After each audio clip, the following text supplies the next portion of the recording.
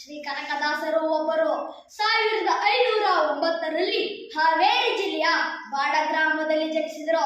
ಶ್ರೀ ಕನಕದಾಸರ ತಂದೆ ಈರಪ್ಪ ನಾಯಕ, ತಾಯಿ ಬಾಚಮ್ಮ. ಶ್ರೀ ಕನಕದಾಸರ ಮೊದಲ ಹೆಸರು ತಿಮ್ಮಪ್ಪ ನಾಯಕ.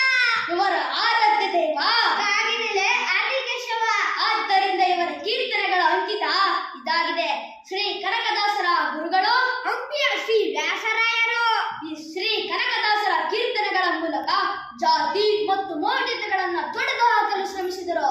ಶ್ರೀ ಹರಿಭಕ್ತ ಸಾರ, ನಳಚರಿತೆ, ರಾಮಧಾನ್ಯ ಚರಿತೆ, ಮೋಹನ ತರಂಗಿಣಿ ಹಾಗೂ 316 ಕೀರ್ತನೆಗಳನ್ನು ರಚಿಸಿದ್ದಾರೆ.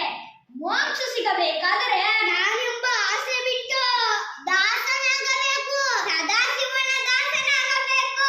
ಇಲ್ಲಿ ನಾನು ಎಂಬ ಅಹಂಕಾರವನ್ನು ತೊಲಗಿಸಿದರೆ ಮಾತ್ರ ನಿನಗೆ ಮೋಕ್ಷ ಸಿಗುತ್ತದೆ.